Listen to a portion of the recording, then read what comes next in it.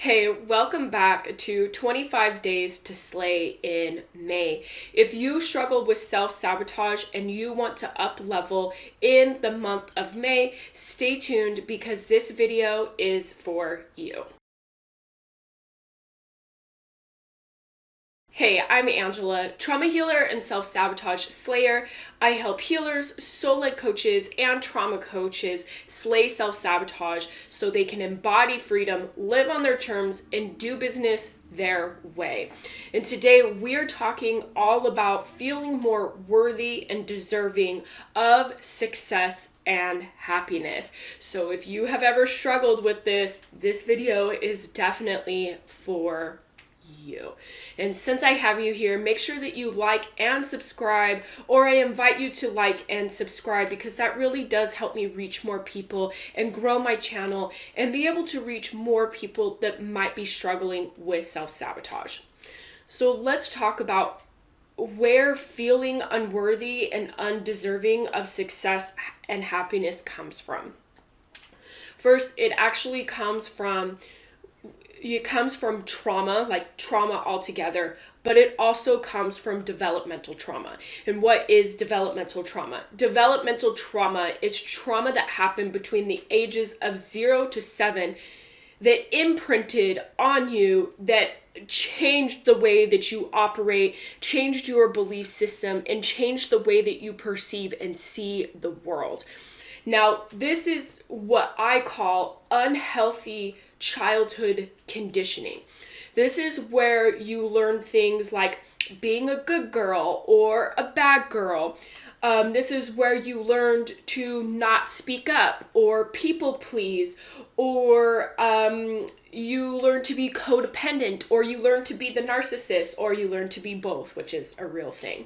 And when I say narcissist, I don't mean at the extreme end where you're pretty much a psychopath, okay? I mean narcissism as we pretty much see in the world today, where people are really just unhealed, okay? That's what I'm talking about. And so that kind of stuff comes from developmental trauma. The belief systems, the doubt, the inner critic, the judger, not trusting yourself, feeling like everything has to be perfect before you post, before you act, before you do. All of those things, they come from developmental trauma. Not only do those things come from developmental trauma, but so does shame.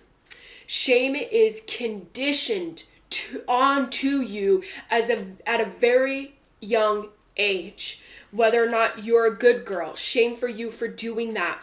And then feeling guilt or feeling embarrassment and then not speaking up about it, not feeling like you're allowed to. Or if you're too much or too sensitive, being wronged for being that way, right? Feeling like you're wrong. And when you carry shame, especially between the ages of 0 to 7, it will imprint on you. And when it imprints on you, it's one of the hardest things to actually shake.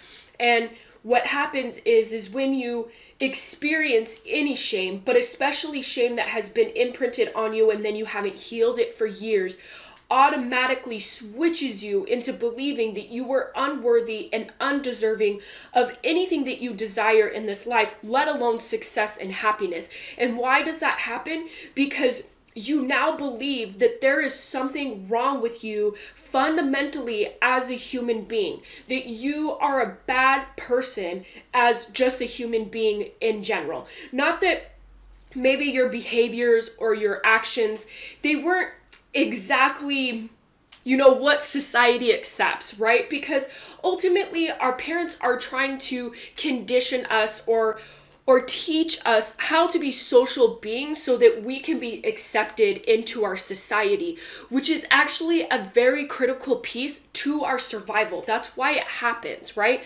I know that there's a fine line between this, but it is about this integration of being both. You do want to have a community. You do want to be able to be social with your people because that is sure way of survival, no matter how you look at it, mentally or physically. So it is important that your parents teach you how to be socially accepted into this world, but not at the expense of who you are. Does that make sense? So this is where your feeling of unworthiness and undeserving of success and happiness comes from. Comes from trauma. Awesome, huh? So if you're still here with me and you're loving this content, please make sure that you like and subscribe. Also, I'm not going to give journal prompts today, but if you have been digging the journal prompts, there's actually a downloadable journal prompts down below so that you can check that out. There's also the 7 steps to slay doubt, so you can also make sure that you check that out as well. If you're interested in those, I invite you to do so. So now let's talk about how do you create worthiness and the feeling of deserving that you deserve to be happy, that you deserve to have success. Because if you don't believe these things about yourself, you will continue to sabotage. So how do you shift this? Well, because I've just explained that trauma is what started this all, that means that the most foundational piece that you can do is heal from your trauma and unlearn unhealthy childhood conditioning. And you might be thinking, well, Angela, I'm a trauma coach, I'm a healer, I'm a soul-led coach, I've already done that. It's not enough for you to feel like you're worthy and deserving of success and happiness. So that means that there's layers and layers that have yet to be penetrated that you want to start working on so that you can start shifting into this reality where you believe that you are truly worthy and deserving of success and happiness.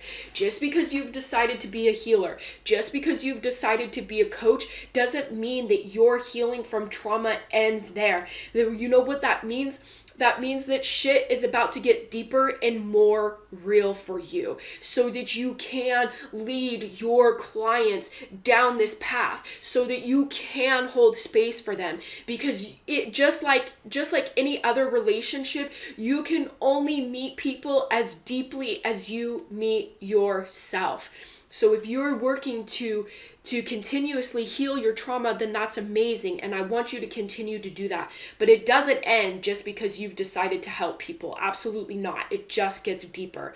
And this is one of the biggest things that is actually holding you back and keeping you playing small, and why you continuously sabotage.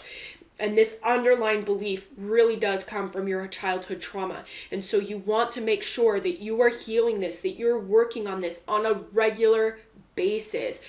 If you are not working on your regulating your nervous system, that is very dangerous for both you and your clients. But if you want to start working on that right now, I will leave this meditation for you here. My clients and my audience absolutely love my meditations. They're just phenomenal, and they really will help you come into safety. The next thing that you want to do to help you feel more worthy and deserving is to meet your own needs. You want to figure out what your needs that weren't being met as a child and start meeting them now. Because they weren't met as a child, those are your drivers for just about everything that you do in this life as an adult. But you do it in an unhealthy way. You do it in a way that brings false safety, which means that it only feels safe and comfortable, but it's actually hurting you. And so you want to figure out what those needs are and start executing on the most healthy way possible. If you desire connection and you keep running back to an ex, how else can you get that connection met? Maybe you need friends. Are you dealing with isolation? Maybe it's time to start creating friends and putting yourself out there. But that feels super uncomfortable. Yeah, you're absolutely right. But what's more uncomfortable for you, or what feels worse? Running back to your ex, knowing that that ex of yours is going to hurt you and that you're going to have your heart broken, or making new friends and potentially having lifelong friendships? For me, the stepping out of my comfort zone and making friends and creating lifelong relationships is way less painful than running back to my ex and getting my heart trampled on all over again, right? So you have to decide. And sometimes these needs look like speaking up, having uncomfortable conversations, setting real boundaries. I think that I have a video on boundaries, so I'll leave it here in case I do. I'm not sure if I do. So, but that's meeting your own needs, is speaking up when you really normally don't. That helps you get your needs met. Do you know what hell yes and hell no looks like in your body? That's helping you get your needs met. Those things are so critical.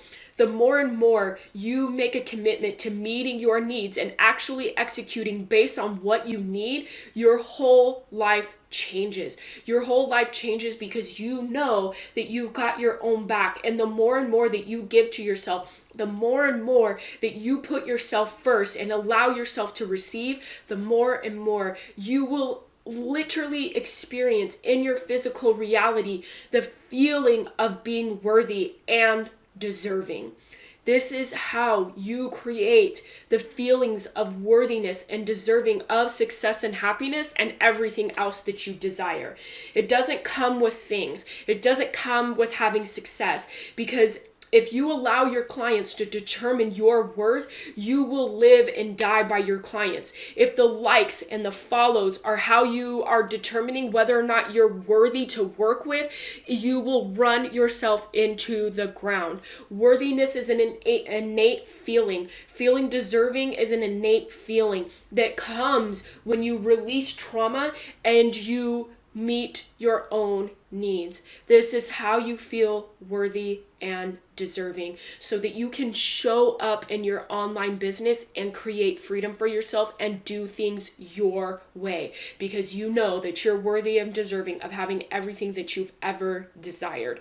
And this is how you create those feelings of worthiness and deservingness. Is that a word? Anyway, this is what I have for you. I'm going to go running. Make sure you hit that like and subscribe button. Make sure that you check out the masterclass to slay doubt and the journal prompts if you're interested in those. And I will see you tomorrow.